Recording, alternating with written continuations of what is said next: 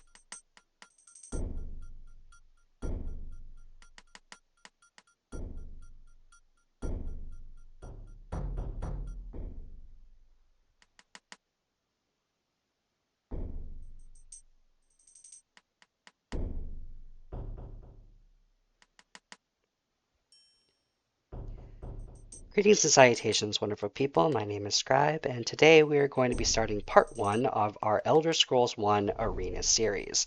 This is part of a series in which I will be going through every single one of the Elder Scrolls games that I can play. This includes Arena, of course, but it also includes games like Redguard or Battlespire if I feel like it, but 100% sure that we are going to be going through the 5 Elder Scrolls mainline titles.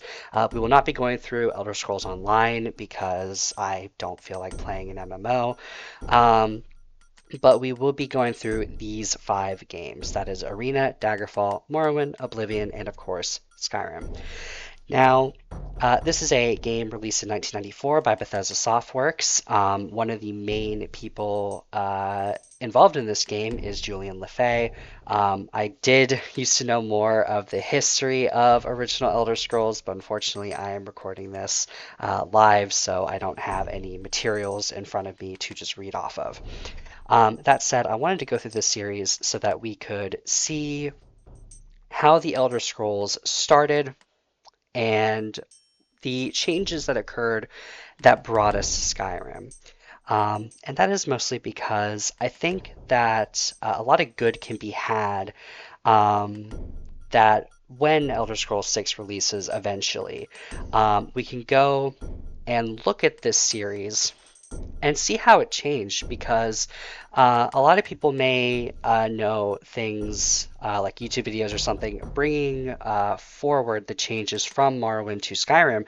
But a big important thing is that Daggerfall set the foundation for what the Elder Scrolls would be. And it hasn't changed much since Daggerfall, but Arena is such a different game. Originally intended to be a gladiator game in which your goal was to become the grand champion, a decision to add side quests resulted in it becoming an open world, kind of open world, dungeon crawler type game. And so the gameplay changed substantially, and since then there has been a refinement of the initial mission of the Elder Scrolls.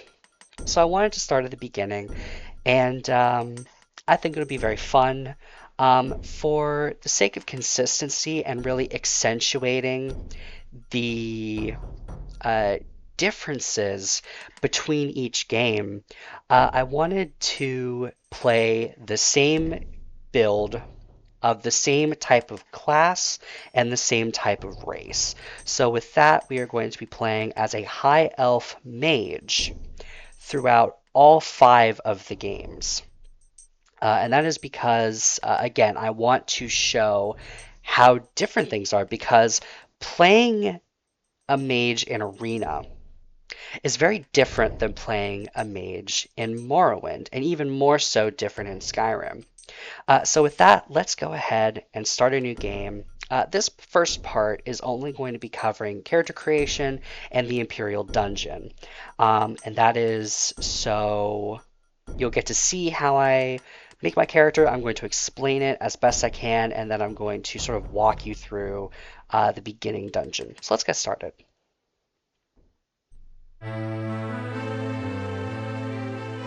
Uriel Septim VII, Emperor of Tamriel, stands with Talon, leader of the Imperial Guards. They have been summoned by Jaeger Tharn, Imperial Battlemage of the Empire, on rumors of treachery. The Emperor is betrayed and transported to a dimension of Tharn's choosing. After months of preparation, Jaeger Tharn takes the throne. Rhea Silmaine, once Tharn's apprentice, is captured before she can warn the Elder Council of the Imperial Battlemage's treachery. Manipulating the essence of magic, Tharn prepares to take the true Emperor's place as ruler of the known land. The Imperial Wizard wastes no time in gathering his servants and turning them into twisted counterparts of the Emperor's Guard.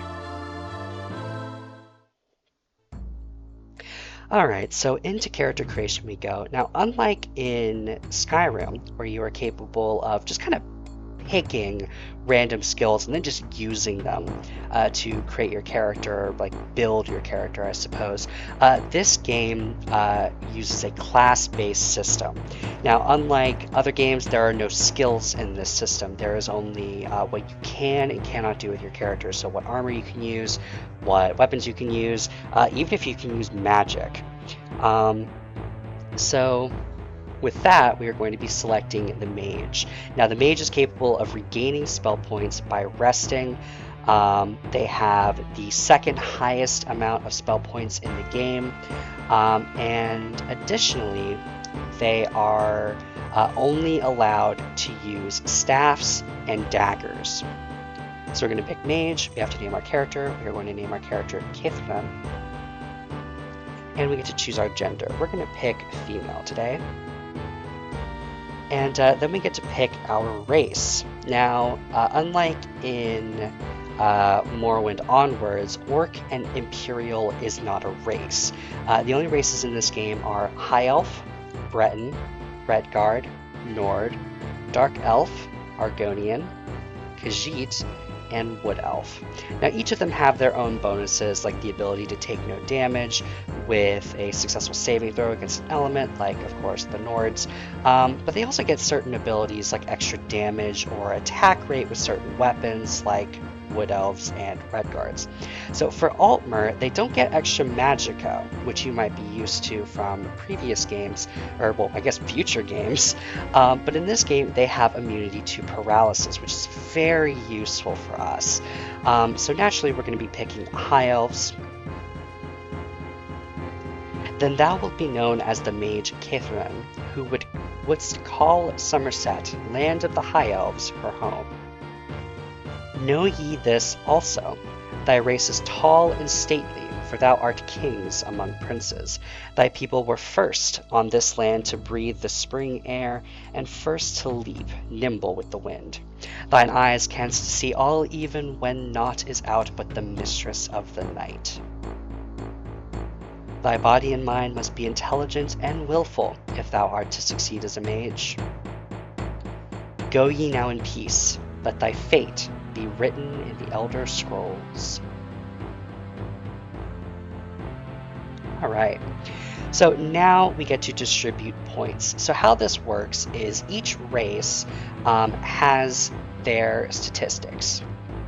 As you can see, there are 8 statistics.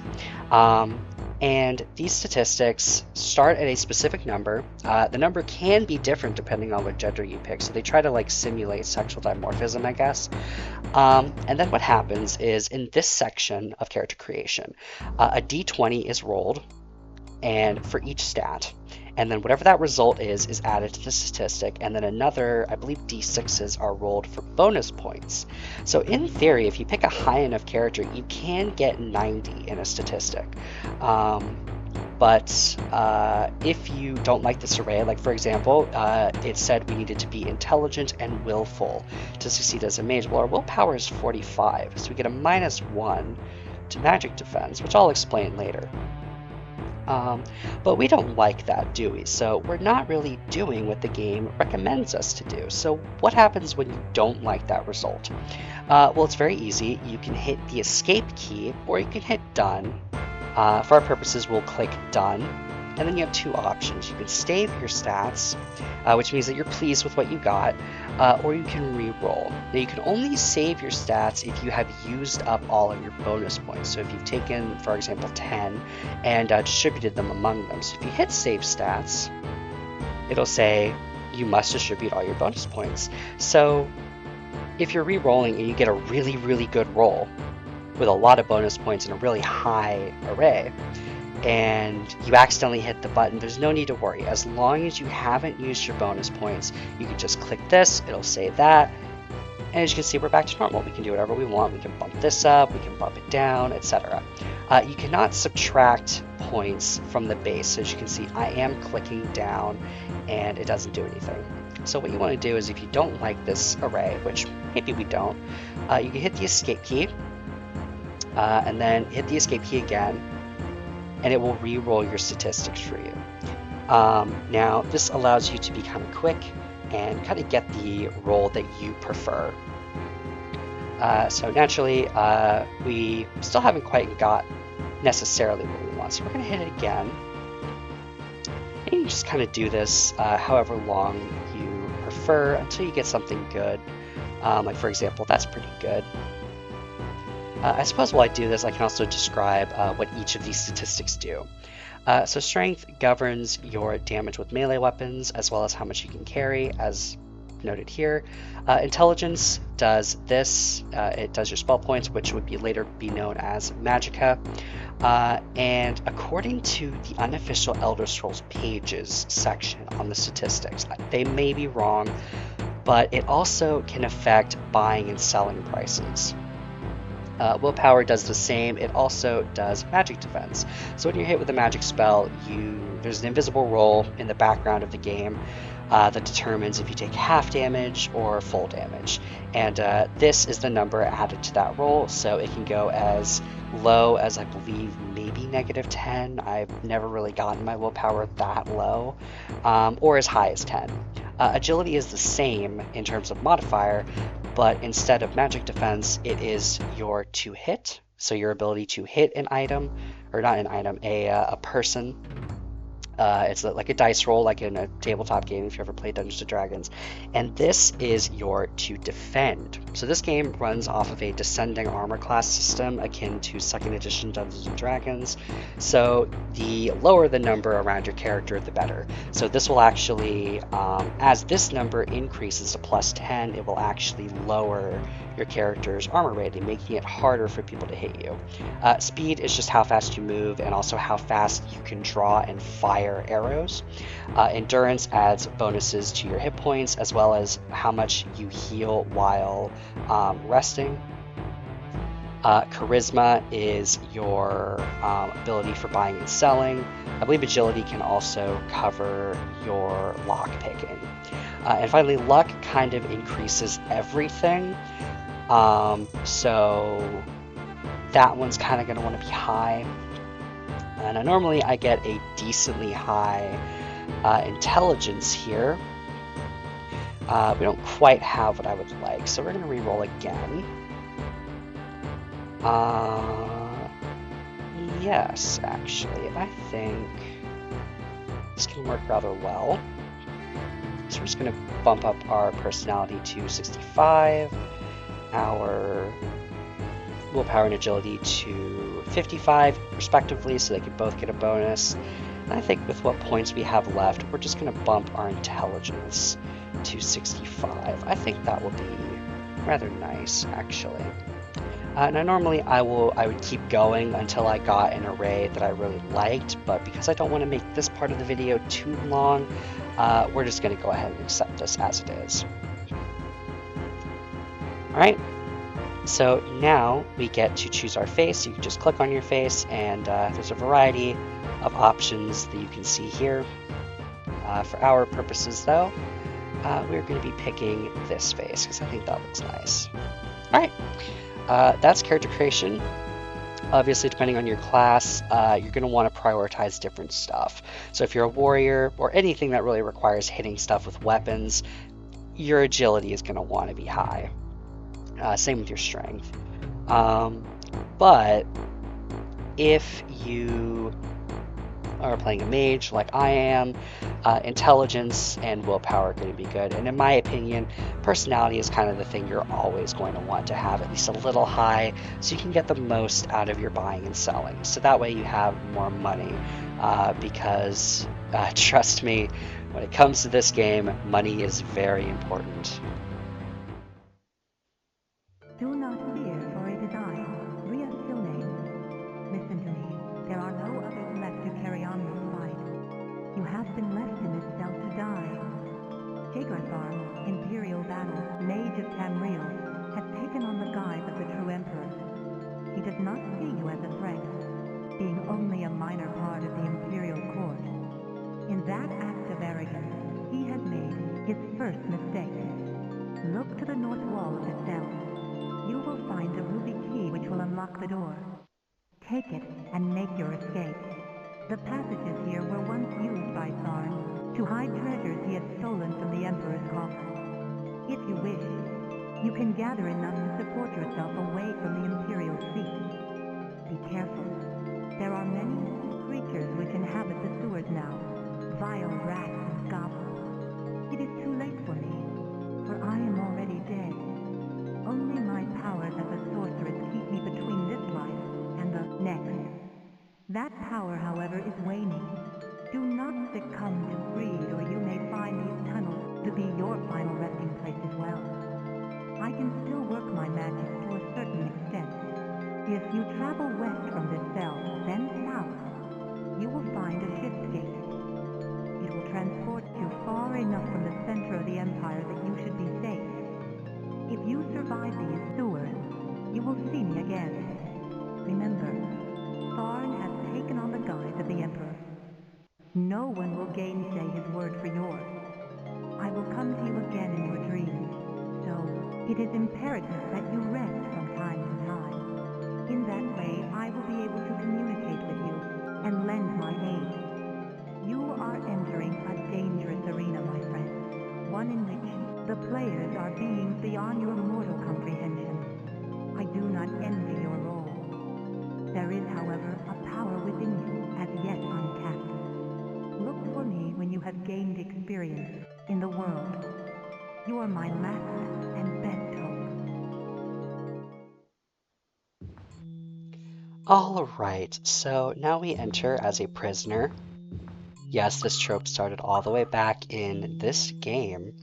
And that's not really a ruby key, is a golden key, but with it we can open this cell. It is my recommendation that you do a save. So we're gonna do here, Imperial Dungeons start, and we're gonna loot here. Of course, we can't use the plate greaves, but we can sell them. Now, we are a mage, so naturally we would want to be using our magic. However, go here. You can see that it costs 82 magicka to use Fire Dart. This is because of the way that casting cost for spells works. So how it works is, you can see the spell cost right here. Well, when calculating how much magicka it takes to cast a spell, it costs the spell cost divided by 2, and then that result is then further divided by your character level. So we're level 1, which means that it takes 82, but this is going to halve and become, I believe, 41 when we get to level 2, which is actually really easy. So we don't really get to benefit from magic quite yet. The only way to get our spell points back, as there is no magicka regen over time, is to rest, which is not always safe. If you rest, you can cause enemies to appear, and that can be good if you're intending to maybe level your character. But for us, it's not really something you're going to want to do. So here's our first enemy. It's going to be a goblin. and we're going to be saving our magicka for healing spells so that we can survive this dangerous journey. Now, it's recommended by Aria Silmain to go west and then go south, as that will lead us to the Shift Gate. However, in this area, there are many chances to find loot and special magical items that you can either sell or keep for yourself. I am going to be heading basically in this direction, as I just want to escape this dastardly trap I have been put in. But if I feel like I am safe and I can get through this area, I think I will go looking for treasure. There's also the chance that the goblins, of course, can drop treasure. The rats don't. And the rats, in my opinion, are the most dangerous part of this level. The goblins just do damage, you see. And while that is dangerous, there are things like these little elevated spots that they say, you know, hey, it's kind of safe to rest in these niches. It usually isn't. This game can kind of bug out with the niches, and you can still summon enemies even though you're supposed to be safe. But, I mean, yeah. Oh goodness gracious, I am getting absolutely slaughtered. Let's heal, and let's save right quick. We're going to save here. Because there's always the chance that I have leveled up. Go. Am I able to heal again? No, I'm not, unfortunately. That is sad. So yeah, there's always the chance that these guys have something valuable. Oh, like that dagger. That's about worth 1 gold. Here we go. Nothing usable, unfortunately. So yeah, you can kind of see that this area can be rather dangerous. M is your map key. This game's control scheme is very different, so if you do intend to play this game, please be aware that it's very different. The arrow keys are how you move, which already is bringing off alarm bells. It's not WASD. Instead, those are how you move.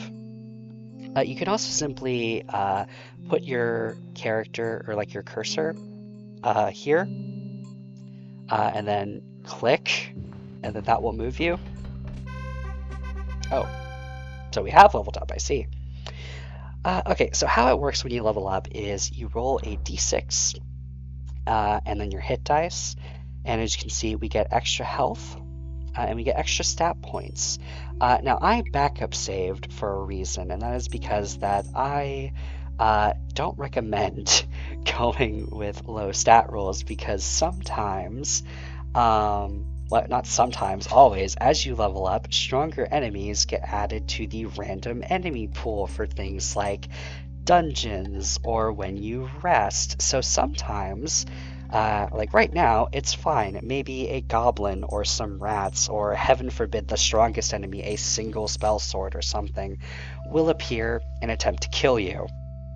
And that's not too bad. But if your rolls are too low, you will be put up against things like a vampire or a daedra, and you will not have the equipment or survivability to endure that. So we're just going to roll up the Imperial backup again. I have killed no enemies since then. My level up is certain to occur. I understand. That is why. Hello, sir. Please die. I do believe that is what will trigger the level up, I think. I might be wrong. I am dangerously low on health. We're just going to walk over here. Oh, hello.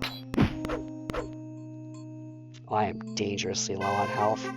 There we are. There's a level up. Oh yes, this is lovely. 31 extra health. Well, not 31 extra health, but, you know, we have 31 health now, and we have 6 points, so that's the maximum. So what we're going to do is, for the sake of my survivability and the longevity of this Let's Play, we're going to be putting 5 points into intelligence. I think I'm going to put... What happens if I do put this point in here? Not much. I get a little bit of fatigue. I get 2 extra kilos I get to carry, but not much compared to the extra spell points. Yes, I do believe that is what I want. Okay, so how mages work is their spell points. I will be using the term magica because that is the term used in the other Elder Scrolls games, but your magica amount is equal to your intelligence multiplied by 2.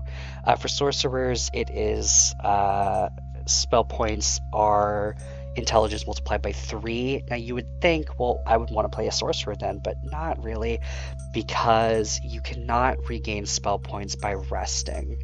Now, full disclaimer, I have beaten this game as a sorcerer, as a pure mage sorcerer nonetheless, where I did not allow myself to use armor or weapons. I basically just played it as a mage, but I couldn't regain spell points by resting.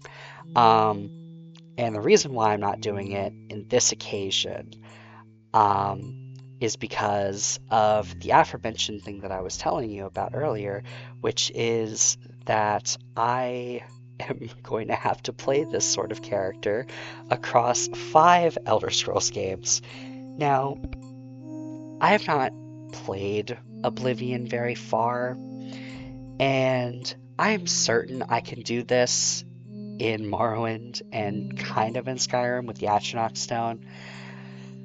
But I really don't want to have to go through Daggerfall with that limitation, so we're using Mage. Yeah. All right, so 71 intelligence. That is lovely. Now, what's even more lovely about it is if we go to our spells. Well, now it only takes 35 magicka to cast Light Heal, and as I deduced, 41 magicka for Fire Dart, which means that we're getting some combative abilities. Now, naturally, because we have just enough to cast Light Heal, I'm going to do so that if I avoid certain death. And we're just going to keep moving west because that is where we're going to want to go to get to the Shift Gate, which will get us out. Oh, goodness gracious.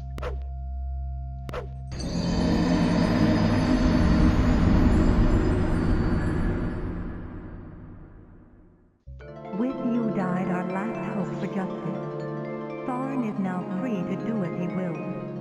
It saddens me to see the beautiful land of Tamriel rotten from within. Goodbye. I wish you peace in the afterworld. Beans.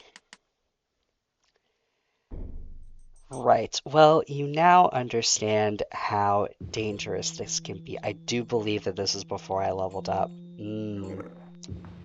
That is sad indeed. Let's move forward. Oh, here we go. Beans. Oh, I should have saved before I did that. This is a terrible situation I find myself in. Let's go ahead and bait him out. There we go. Let's save again, so I don't have to do that every time I want to level up. And there we go. And let's just save again. There we go. Alright, so now we can just reload the save and pray we get what I got last time. Oh, goodness. Oh, that went terribly. Oh, I made my little errors. My little unfortunate errors into when we get to the better event, better roll. But I will just keep trying here.